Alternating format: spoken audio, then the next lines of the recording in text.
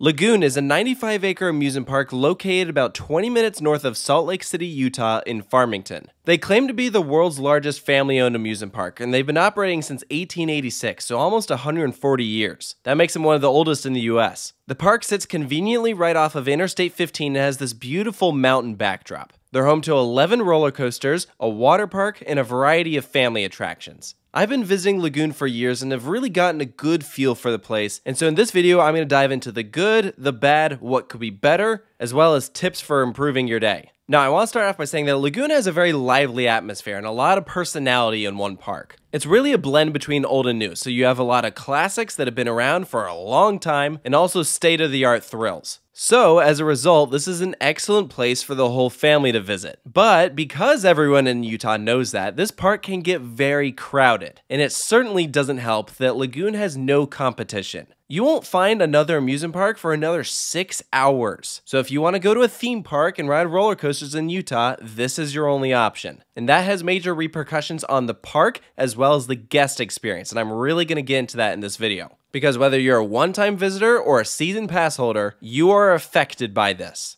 And let's look no further than Exhibit A. Pricing. Lagoon is extremely overpriced for what they offer. A one-day ticket is about $100. For reference, if you wanted to visit Cedar Point, which is consistently voted the park with the best roller coasters on the planet, you can get in for half the price, $50. The difference is, Cedar Point has competition. Locals have other options to choose from if they didn't want to go to Cedar Point. So they've completely cornered the Utah Valley because there's nowhere else for people to really go. If you ask the average Utahn what amusement parks they've been to, they'll tell you Lagoon and Disneyland. Not Glenwood Caverns, which is technically the closest amusement park to here, or maybe the ones in Vegas. So therefore, Lagoon can get away with charging Disney prices. So you've acquired your ticket to come to Lagoon. As you're driving up, you're gonna get a beautiful skyline view of the park. You see all the roller coasters off in the distance. The park has a very elongated layout stretching from north to south, with the parking lot running right up against it, so you can pretty much see everything out in front of you. The front entrance is right in the middle, so once you walk in, you can go left or right. But before you do that, as you're walking up to the front gate, one of the first things you're going to notice is that there is no security here. This is one of the few parks in the US left without security booths. No metal detectors, no one checking your bags, nothing. You can bring whatever you want into Lagoon. That includes your own food, your own alcohol, which sure, that definitely has its advantages. I mean, it's certainly not cheap once you're inside the park. So I see the plus with that, but also in today's world, that's kind of a freaky thought that they don't have even some form of security.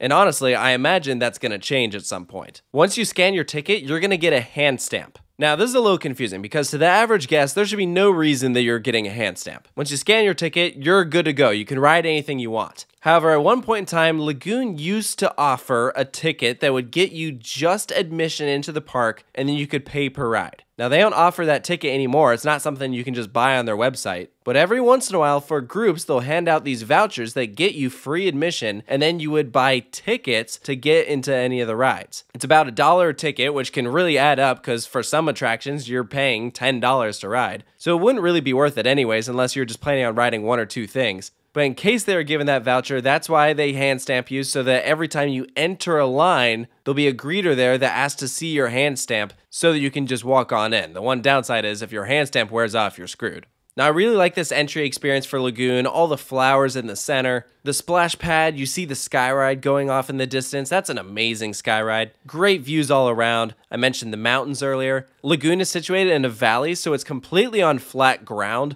You don't have any uphill walking, there's no use of terrain with any of the attractions. And one of the things I immediately love about Lagoon is how many trees are here. For Utah, trees are nowhere near as abundant as other states, but at times Lagoon feels very wooded. It really helps with the atmosphere. So let's dive into some of the rides, of course starting with the roller coasters. To the left is their largest and signature attraction, Cannibal. It makes a great first impression with its view when you arrive. Ironically though, the most scenic side of Cannibal is out of guest view. It's what faces the employee parking lot. Very bizarre because most guests have never seen it, but it's got a very imposing first drop, one of the steepest on the planet. There's already a full separate review of Cannibal on this channel. Definitely go check it out if you want to hear about that ride specifically. If you're going to ride any coaster at Lagoon, this is the one to do. It's smooth, it's comfortable, lap bars only, and it's certainly intimidating. Primordial is their newest ride. It's an interactive family coaster, very low height requirement, almost completely indoors inside this massive mountain. There's also a full separate review of this one that goes way more in depth to that ride experience. But since it's so new, that is going to have the longest line in the park. So if you get here right at open and Primordial is operating, definitely go there first. This thing can get a huge wait. I've heard of some people standing in line for up to 4 hours for this thing. That line stretches all the way through the park, which ironically is not just because of how long the wait is. As you're walking around Lagoon, you'll see that almost every attraction has its line spilling out onto the midway. That is one of the biggest quirks of Lagoon. They don't have queue space. So the park feels more crowded than it is because all the guests are pretty much forced onto the midway. As someone that has visited a lot of amusement parks, I can confidently say Lagoon is pretty much the only park that I have ever seen that is like this. And it is beyond frustrating. It seems like such a simple concept to build your attraction with some sort of queue house so you can accommodate a line. And they just said, nope, we like how full the park feels with all the guests standing around, how confusing it sometimes feels when two lines cross each other or bump up alongside each other, how awful it is to navigate the midways because you have some people standing in a line, you don't know what that line is for. It's just confusing. But leadership at Lagoon for some reason likes that, and they haven't really done much to fix it. But that's definitely one of my biggest problems with Lagoon. But talking about some of their other attractions, Colossus the Fire Dragon is an excellent Schwarzkopf looper, definitely a favorite of mine. Wicked is also right next door. It's a zero tower coaster with a vertical launch. The only vertical launch in the US. Super unique. Has a great first half and a lackluster second half. But that's pretty much it as far as the thrill coasters go. There's definitely a lot more family coasters here. So you have Spider next door, which is a Maurer spinning coaster. Actually, pretty underrated ride. This thing can really get going. If you sit in this car off balance, so you have like two riders on one side and no riders on the other, if you hit this one turn just right, you will just keep spinning. But it can be a hit or miss. Sometimes it can be really lackluster. Their wooden roller coaster named Roller Coaster sits in the center of the park. It's one of the first rides you see as you're pulling up. This is really the only airtime-centric experience in the park. It's also one of the oldest roller coasters in the world, but it's really well taken care of. Lagoon did a big renovation to it a couple years ago. They added a bunch of history in the station, gave the ride Millennium Flyers from GCI. I highly recommend sitting towards the back because as you're pulled down over these drops, you'll just get yanked. It's really fun, but it definitely feels its age. If I could add any roller coaster to Lagoon, it would be a modern wooden roller coaster from GCI or the Gravity Group. Because Lagoon is the only amusement park in Utah, a lot of guests think that all wooden roller coasters are like the white roller coaster, as they call it, because it used to be white. But that's just not accurate. Wooden roller coasters have gotten so extreme since then. I think the nice, big, smooth twister coaster would just do wonders here. The problem is, it seems like Lagoon is not interested in working with mainstream ride manufacturers anymore. They like doing everything themselves. Their past coasters, Primordial, Cannibal, and Bombora, a little family coaster with onboard audio, which is cool, were all done in-house. That's another big quirk of this park. They're almost staying like outside of the amusement industry, not really getting involved with other companies. They're like, we're just gonna do it ourselves. But they overall do have a nice coaster lineup and stellar operations. Lagoon has some of the best dispatches and operational teams in the United States. They are extremely fast. So even though the lines here might look long, they move, which is why I think these lines can really be deceiving. Cannibal always has a line spilling out the entrance that makes it look like it's a 2-hour wait, when in retrospect it might be 20 minutes. Some coasters do offer single rider lines, such as Cannibal and Wicked. You have to look for them though, they're not always labeled super well. Be prepared though, if you are a single rider, you will not be allowed to sit in the back row of any vehicle by yourself. I'm not 100% sure what Lagoon's reasoning for it is, but I know a couple other parks also have this policy, and it's because they want to have 2 witnesses to see the entire train out in front of them in case something were to happen. My thought is that because Lagoon is family owned, I imagine that they don't get the same insurance coverage that is offered to big corporate parks, which means that they have to be particular about certain things. I personally don't like it. Like, if you are a single rider, you can't even ride Jetstar 2. The seatbelts on that attraction are designed to hold 2 or 3 riders in tandem, so it wouldn't properly secure you. So like the first time that I went to Lagoon, I wasn't able to ride Jetstar 2. So if you come here by yourself, be prepared for that. Some of the coasters also assign rows. You can always request a specific row, but it doesn't mean that you'll get it. It just depends on who's operating, which brings me to staff, because this was actually pretty interesting. I was surprised in walking around Lagoon that most of the employees here are high schoolers. You can start working at Lagoon as young as 14. If you want to be a ride operator though, you have to be 16. Utah in general has lighter child labor laws than most states. So like I know at other parks you have to be 18 to operate an attraction and 16 to work there, period. But Lagoon is different. That's why their park operating hours are so based around the school schedule. Their hours get significantly longer because if it's a school night, their employees aren't allowed to work past 9:30. It's just an interesting setup, very different than what you see at most theme parks in the United States. But I want to move on from roller coasters and talk about some of their flat rides and dark rides. Over by Cannibal, you have a nice lineup. You have a Paratrooper, always nice to see one of those around. Samurai is a Huss Top Scan, one of the few left in the country. They have a great Ferris wheel that just gives huge views of the park, and you can spin your gondola. It's got like a turntable in the center, which is a lot of fun. You also have a huge S&S triple tower called Rocket. There's two sides to this, blast off and re-entry, so one shoots you up and one thrusts you down. Definitely re-rideable. Behind that, tucked away, is a set of flying scooters. Really underrated attraction. They remind me of the ones that you have at Knoebels. They're just absolutely insane. You can really get these things going. On the other side of the park, Cliffhanger is a large Mondial topspin that's also a water ride. You can get soaked on that thing. And then in the back of the park, you have a water ride called Rattlesnake Rapids. It's really tucked away, so you'll probably miss it if you don't know that it's there. They also used to have a log flume back there, but they recently took it out. So I imagine that they'll probably add a new one at some point in the future. That whole back section of the park is really interesting. It's called Pioneer Village. You have to enter it past their Kiddieland on this narrow pathway that goes up against the train tracks.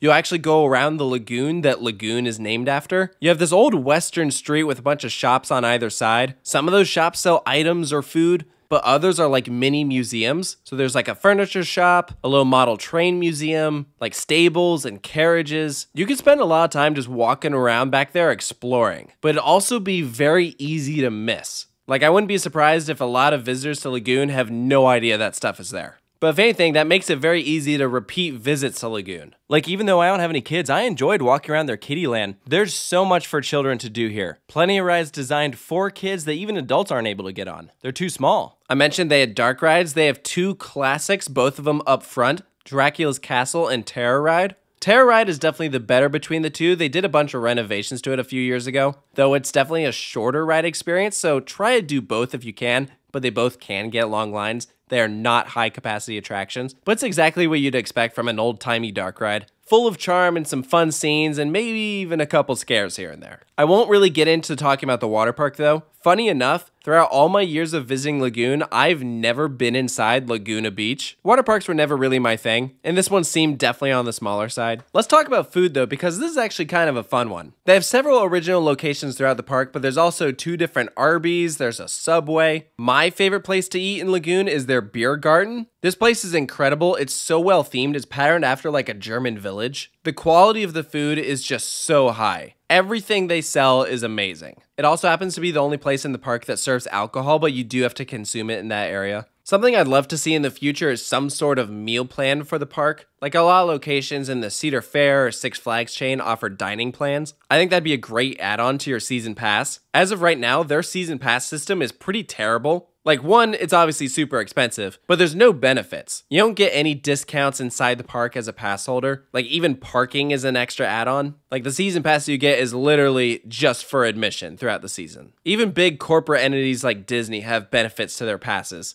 And I just don't understand why Lagoon hasn't jumped on that. I think at the end of the day, it goes back to what I talked about at the beginning, that they're a monopoly. They're the only amusement park in Utah. They can get away with whatever they want. And so for that reason, I feel like guest service is not a priority at Lagoon. They have a huge customer base with no competition, so there's nowhere else to go. Their market is so exclusive that they feel like they don't need to go above and beyond. So like if you're visiting Lagoon and you have a problem during your day, the park doesn't really have any incentive to fix it. For instance, one of my biggest complaints that I have at Lagoon is that they need more lockers. Rides like Cannibal, Roller Coaster, Fire Dragon, and Wicked require lockers in order for you to ride. You can't bring your loose items with you on the platform. However, they only have a couple lockers at the entrance, and so they're always sold out. Now, these are free to use, although they're not really free. They're just worked into the price of admission, which actually I really like. I wish other parks did that. But half the time when I'm walking up to Fire Dragon or Wicked, there's no lockers available. So instead, I have to go to Roller Coaster, use one of their lockers, and then walk all the way back to Fire Dragon or Wicked.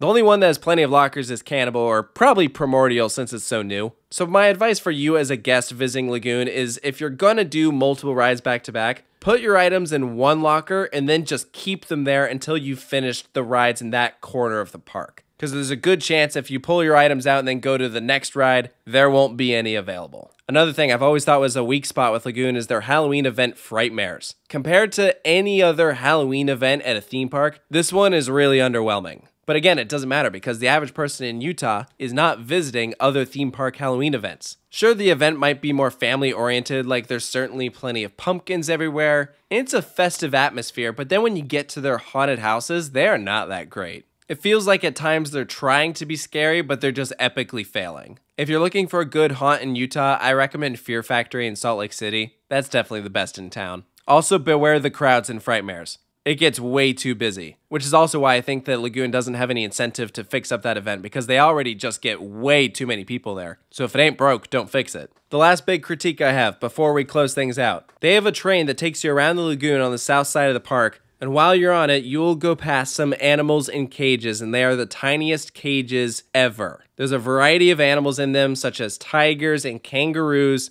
and their habitats are just way too small. And it's just a very weird setup because these animals are not in guest view unless you're riding the train. So the average visitor has no idea that these animals are here. And the reality is you don't need animals in order for people to want to ride the train. You could still keep the train, move the animals to a better home, and Lagoon would not be affected. There's no reason for him being here. Lagoon is not an animal park, and I've just never been a fan of that. If I were in charge, that would be the first thing to go. So kind of a sour note to end things on. But that being said, I mean, I do really like this park. I know I mentioned a lot of criticisms, but I do think they do a lot of things well. I just happen to disagree on how it's run. But honestly, it's entirely possible that we might be seeing some changes in the future. The Freed family owns the park, and the father figure Dave Freed passed away last year, and so the next generation of Freeds is officially in charge of the park. So I wouldn't be surprised if we start seeing some changes in the future. I hope that that comes in the form of more lockers, a better line containment system, a better season pass program, more of an emphasis on the guest experience, and more of a push to just do better. Because for the longest time, it seemed like the people of Lagoon were just content with how things were, and there was no drive to get better. Which is just not how the mentality should be when you run a theme park. I think of a place like Six Flags Fiesta Texas that just has wonderful leadership that has really elevated that park to the next level. Never satisfied with how things are, constantly trying to improve for the future. If Lagoon had that mentality, this park would be a heck of a lot better. But I want to hear from you guys down in the comments below what you think of Lagoon in Farmington, Utah.